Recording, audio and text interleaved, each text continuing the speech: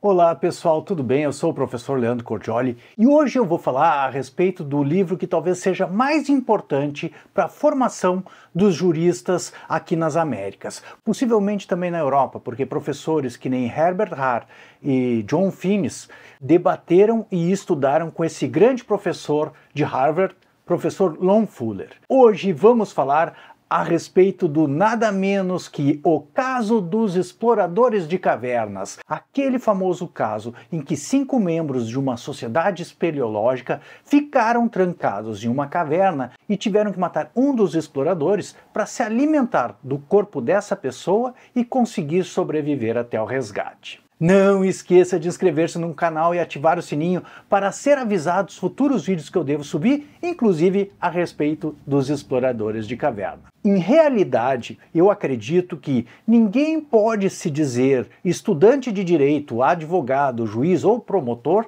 se não houver lido esse livro. Tanto nos Estados Unidos quanto nos países da América Latina e inclusive no Brasil, todas as universidades de direito usam esse pequeno livrinho, e eu acho que a tradução mais famosa que nós temos em português é essa do professor Plauto Faraco de Azevedo, publicado pelo editor Sérgio Antônio Fabres, esse da capa verdinha. Todos os alunos passaram por aquela atividade maravilhosa e inesquecível no começo da faculdade, na cadeira de Teoria do Direito ou Introdução ao Direito, ou mesmo de Filosofia do Direito, em que se debate essa situação na qual 4 exploradores tiveram que matar um 5º explorador para conseguir sobreviver até serem resgatados, alimentando-se do corpo dessa pessoa inocente.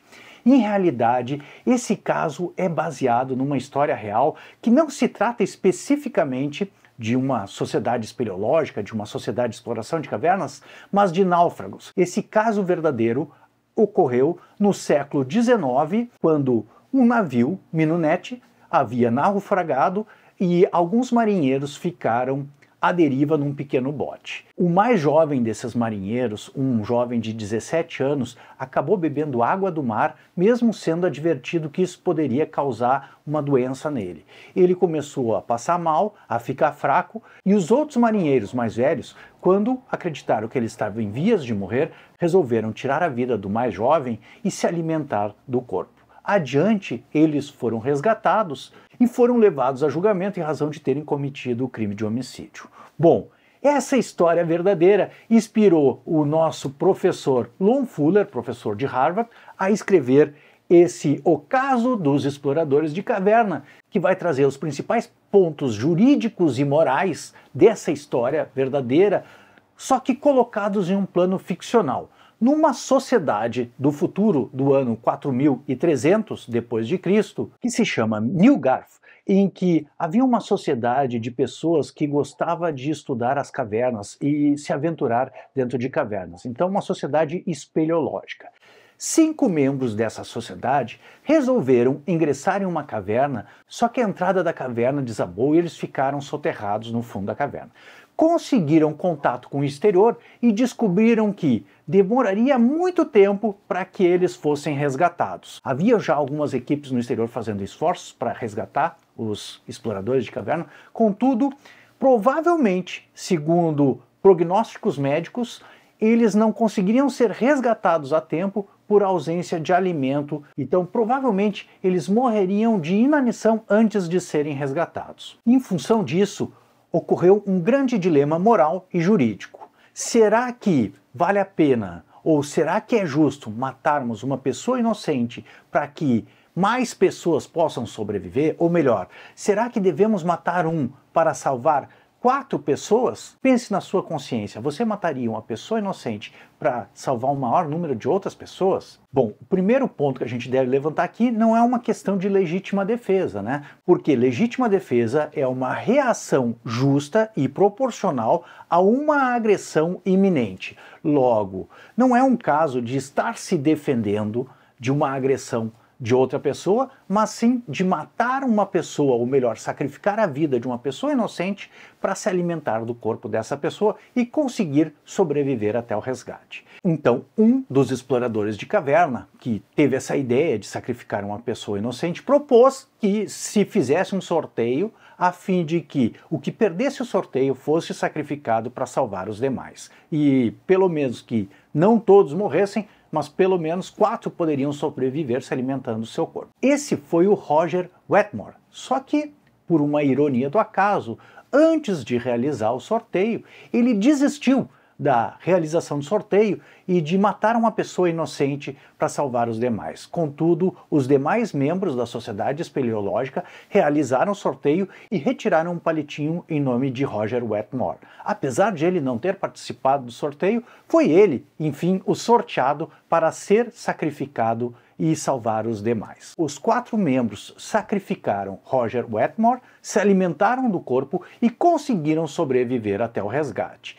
Logo que foram resgatados, os 4 exploradores foram presos, levados a julgamento e condenados à forca em primeira instância. Esse livrinho, O Caso dos Exploradores de Caverna, vai tratar da apelação, ou melhor, do recurso que os 4 exploradores fizeram para tentar reverter a sentença condenatória à forca e tentarem serem absolvidos dessa condenação. Afinal de contas, eles haviam passado por uma situação traumática, excepcional, que não conseguiriam sobreviver se não tivessem matado essa pessoa inocente e se alimentado do corpo, ao mesmo tempo do que serviria o sacrifício desse inocente se agora, depois de serem salvos, eles também fossem condenados à forca. Um outro ponto que talvez valha a pena mencionar aqui, que é aquele famoso caso do time de rugby uruguaio que caiu nos Andes. Lá, o avião que caiu nos Andes ficou trancado na neve e eles também tiveram que se alimentar de corpos humanos. Contudo, é uma situação moral e juridicamente completamente diferente. Eu me lembro agora, recentemente, inclusive, saiu um filme retratando essa circunstância, essa trágica situação, e mesmo na época o Vaticano absolveu eles da prática de qualquer pecado, dizendo que nessa situação específica se alimentar de corpos humanos não era pecado. E qual é a diferença? A diferença específica é que os uruguaios não mataram pessoas inocentes para se alimentar, mas eles acabaram tendo que se alimentar, porque era o único alimento disponível, dos corpos dos seus amigos e seus familiares que haviam morrido na queda do avião. Então, uma coisa é você se alimentar de um corpo humano numa situação excepcional, né? Evidentemente isso é reprovável jurídica e moralmente, mas numa circunstância excepcional, como num caso de um naufrágio, de uma queda de um avião num lugar ermo, cercado por neve, ou mesmo no caso de ficar trancado dentro de uma caverna, talvez houvesse uma justificativa moral e jurídica, ainda que fosse um ato repugnante. Contudo, uma segunda coisa, e aí sim mais grave, é matar uma pessoa inocente para se alimentar do seu corpo. Afinal de contas, como escolher quem vai morrer? E ademais, será que cada um de nós não tem um valor específico como um fim em si mesmo, como dizia Kant? Ou seja, cada um de nós não possui uma dignidade da pessoa humana? Quem será o escolhido para ser sacrificado? Então aqui já temos alguns pontos que são nevrálgicos moral e juridicamente que distinguem essa situação genial proposta por Lon Fuller para introduzir os estudantes nesse maravilhoso mundo do estudo do direito. Ou seja, primeiro, é um assassinato intencional, é um assassinato de uma pessoa inocente, não é legítima defesa e são circunstâncias excepcionais. Como resolver essa situação se a lei dizia que aquele que comete um homicídio deve ser condenado à morte? E a lei não deixava nenhuma margem para os juízes adaptarem as circunstâncias excepcionais, atenuarem a pena ou modificarem qualquer coisa nesse sentido diante de circunstâncias excepcionais. Assim, o caso de condenação em primeira instância dos exploradores de caverna, dos 4 exploradores de caverna que sobreviveram, foi levado a julgamento recursal, a julgamento de apelação, perante a Suprema Corte de Newgarth. E os 5 juízes da Suprema Corte tiveram que decidir se absolviam ou condenavam os exploradores de caverna, mantendo a sentença de primeira instância. Então, às vezes, numa primeira lida superficial desse texto, as pessoas não se dão conta, mas a primeira coisa que você deve prestar atenção quando for ler o caso dos exploradores de caverna, inclusive existem versões digitais em PDF, a própria versão do professor Plauto está disponível na internet, fica a sugestão de leitura, inclusive, é que são 5 juízes. O primeiro deles é o True Penny, e esse é o presidente do tribunal.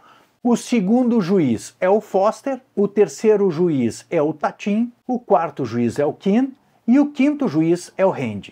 Uma das primeiras coisas maravilhosas que esse caso dos exploradores de caverna apresenta para nós é que no direito nem sempre 1 mais 1 é 2. Afinal de contas, temos aqui 5 juízes e nenhum deles coincidiu na sua decisão. Cada um decidiu de uma forma diferente, usando fundamentos diferentes. Ou melhor, alguns condenaram, outros absolveram, mas todos usaram fundamentos diferentes para suas decisões. E, no caso de um julgamento judicial, tão importante quanto o resultado de condenação ou absolvição é o fundamento jurídico e moral empregado para se decidir. Afinal de contas, futuramente, quando houverem os mesmos fatos ou fatos análogos e se puder aplicar os mesmos fundamentos, se deveria chegar às mesmas conclusões. Então, o primeiro juiz a decidir, Truppeni, o presidente, diz que a lei é clara, então ele vai se apegar à letra da lei, vai ser aquilo que a gente chama de um positivismo jurídico, ou melhor, um legalismo. Afinal de contas, a lei diz, segundo ele, aquele que matar deve ser condenado à morte. Logo, não há margem para o juiz decidir fora da lei. Então, ainda que a situação seja excepcional e cause alguma comoção popular, compete aos juízes condená-los à morte e, posteriormente, recomendar que o Poder Executivo comute a pena, ou seja, diminua a pena de morte para uma prisão perpétua ou uma prisão atenuada. Contudo, não está na esfera do poder dos juízes decidirem fora da lei. Logo, o presidente Truppeni condena os exploradores de caverna à morte. O segundo juiz a decidir é Foster, e a decisão de Foster é por absolver os exploradores de caverna. O fundamento é que, em virtude da queda da parede da caverna, os exploradores de caverna não se encontravam mais numa situação de estado civil, de estado em que o direito da sociedade vigorava, porque eles estavam apartados da sociedade. Logo, eles se encontravam numa situação de estado na natureza, onde outras leis, e não as leis civis, vigoravam. Logo, não poderiam ser condenados por aquela ação que praticaram fora das leis civis. E mais, diz ele, os exploradores de caverna firmaram um novo contrato social em que aceitavam se submeter a um sorteio e, ao caso de vir a ser sorteado ao sacrifício, para salvar os demais. Logo, essas regras desse estado de natureza, não as regras da sociedade, é que deveriam vigorar. Então, enquanto o presidente Truppeni condena com base no legalismo, Foster absolve com base no estado de natureza e no novo pacto social que os exploradores de caverna fizeram dentro da sociedade. Ademais, diz Foster também, nessa situação específica é uma situação excepcional, que não é a situação que aquela lei que prevê que aquele que matar a outra pessoa sofra pena de morte foi concebida. Afinal de contas, são circunstâncias excepcionais. Poderíamos classificar isso, e eu acho que é o melhor argumento possível para o caso, inclusive, adianto para vocês, como a equidade em Aristóteles ou em Tomás de Aquino. Se você pegar aqui no meu canal no YouTube, você vai ver muitos vídeos sobre equidade. Dê uma assistida nesses vídeos e pense se esse caso dos exploradores de caverna não seria exatamente essa circunstância da equidade, em que a letra da lei não condiz mais com a verdade da lei. O próximo juiz, para mim, o pior de todos a decidir essa situação, inclusive, coloco para você pensar consigo mesmo, será que isso é possível? É o juiz Tatim. Por quê? Por que eu considero ele pior de todos? Porque o juiz é obrigado a decidir, ele deve estudar o caso, deve estudar os fatos, deve estudar o direito e decidir, condenando ou absolvendo. Ele não pode se omitir de decidir uma situação. A pior decisão de todas é uma decisão em que o juiz se omite. Nesse caso, ele não está cumprindo com a sua função. Se ele não está convencido dos fatos, ou se ele não está convencido do direito, que estude mais, ou, na dúvida, absolva os réus. Agora, se omitir é o pior de todas as situações, e no caso em concreto, como vocês vão ver, isso acarreta, inclusive, na condenação dos exploradores de caverna à morte. Logo, o juiz Tatim absteve-se de julgar, dizendo que os argumentos apresentados pelos colegas dele não foram suficientemente convincentes, critica os argumentos do presidente e do outro juiz, e diz que Como ele não consegue saber qual é o direito nessa situação, ele abstém-se de julgamento. Então, por enquanto, temos um condenando, um absolvendo e um terceiro juiz se omitindo de julgar a situação. O quarto juiz, juiz Quinn, ele também condena os exploradores de caverna, mas o argumento dele é um pouquinho mais sofisticado. Ele diz que o juiz deve aplicar a lei. Ele sustenta, então, uma versão de um legalismo. Ele diz que a função do juiz não é criar a lei, mas aplicar as leis criadas pelo legislador. Contudo, ele propõe que, se o juiz liberasse nessa circunstância específica o homicídio, o que seria do direito? O homicídio não seria mais proibido, porque em todos os futuros casos em que as mesmas circunstâncias se colocassem em cotejo, em julgamento, não seria mais proibido matar uma pessoa inocente. Logo, os juízes acabariam trazendo consequências para o próprio direito, modificando o direito no sentido de permitir o homicídio nessas circunstâncias específicas. E tendo em vista essas consequências para o direito, Quinn propõe que a função do juiz é aplicar a lei existente, não criar novas leis e criar essa confusão jurídica e consequências para o direito, logo condena os exploradores de caverna. Finalmente, um juiz também que eu acho um tanto criticável, porque ele baseia o seu julgamento na opinião pública. Ele diz que 90% da população se comoveu com a situação dos exploradores de caverna e absolveria os exploradores de caverna. Esse argumento ele tem algum apelo no que diz respeito, por exemplo, ao julgamento pelo júri popular, né? Então, a soberania popular. De fato, há um apelo aqui. Contudo, será que o juiz, toda vez que a população clama por uma condenação ou por uma absolvição, o juiz deve dobrar-se ao que pede à população e não se submeter aos critérios técnicos, às provas, aos fatos e ao direito? Será que o judiciário não seria manipulável pela opinião popular, diante hoje, por exemplo, nos dias de hoje, ao clamor que a própria televisão ou a internet pode causar e, em função disso, trazer mais injustiça? Bom, de qualquer forma, Rand decide que os exploradores de caverna devem ser absolvidos diante do clamor popular e de um fato pragmático de que, nessa circunstância específica, eles haviam padecido de circunstâncias excepcionalíssimas e não teriam sobrevivido se não fosse através deste homicídio. Logo, como exigir uma conduta diversa nessas circunstâncias excepcionalíssimas? Bom, concluindo o julgamento final com a decisão daquele juiz que decidiu por abster-se de julgar, acabou ficando 2 votos pela condenação, 2 votos pela absolvição. Houve um empate. E, diante das regras do tribunal, como houve empate, a sentença de primeira instância condenando à morte os exploradores de caverna foi mantida. Os 4 exploradores de caverna foram condenados à morte pela forca. Então, retomando e resumindo os argumentos dos 5 juízes, Quinn e Truppeni decidiram de uma forma legalista, pela aplicação literal da lei. Foster, de certa forma, ele apresenta uma corrente jusnaturalista, mas no sentido de um contratualismo, ou melhor, um jusnaturalismo iluminista, um jusnaturalismo dos séculos 17, 18 e 19, em que os exploradores de caverna se encontram no estado de natureza e não submetidos às regras do direito civil da sociedade. Por exemplo, um jusnaturalismo, a gente poderia dizer aqui, de Hobbes, né, se você quer um exemplo desse jusnaturalismo. Não é exatamente o jusnaturalismo de Aristóteles e de Tomás de Aquino.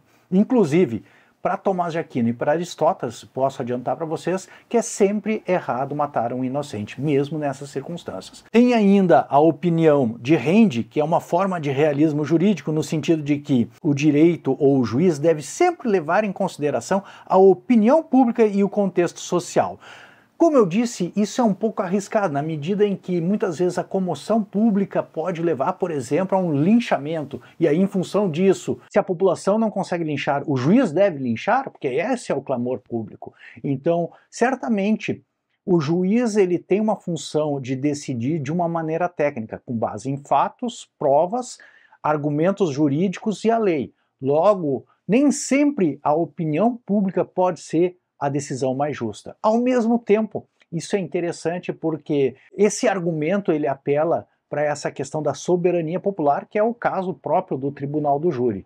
Mas também posso colocar de outra forma, que muitas vezes eu vejo críticas ao tribunal do júri por muitas vezes decidir de maneira não técnica. Então, esse é exatamente um dos problemas do direito. Não há argumentos somente para um dos lados, mas você deve aprender a decidir e se mover diante dos melhores argumentos, vendo a situação sob diversos prismas. E esse é um dos maiores ganhos de se ler O Caso dos Exploradores de Caverna. E finalmente, para mim, o pior de todos os juízes, o juiz Tatim, que ele resolve não julgar porque para ele o direito não apresenta argumentos e regras claras para decidir o caso, ele está se omitindo de cumprir com o seu dever legal. Na pior das hipóteses, se ele não se convenceu da condenação, deveria ele então absolver os acusados. E em função da sua omissão, inclusive, os 4 exploradores de caverna foram condenados à morte, porque o julgamento foi 2 absolvendo, 2 condenando, e como houve empate, manteve-se a decisão de primeira instância. E para concluir, eu gostaria só de dizer para vocês que, se você não estudou ainda o caso dos exploradores de caverna, peça para o seu professor de teoria do direito, ou melhor, exija do seu professor de teoria do direito fazer um júri simulado a respeito desse maravilhoso caso.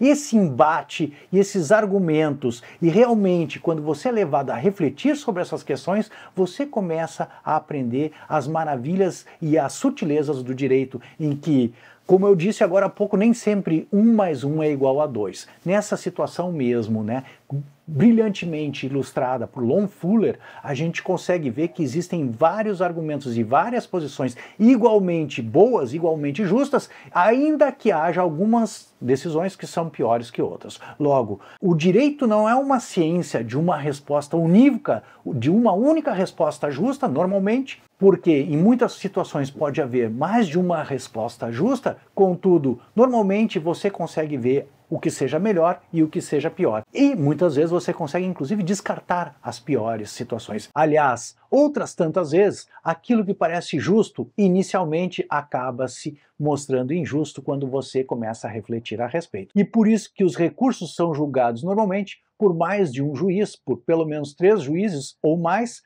na medida em que esse debate entre autor e réu, ou apelante e apelado, e entre os próprios juízes, faz com que nos aproximemos ainda mais da justiça. Espero que você tenha gostado do vídeo. Não esqueça de curtir e compartilhar com os teus amigos. Um grande abraço e uma boa semana são os votos do professor Leandro Cordioli.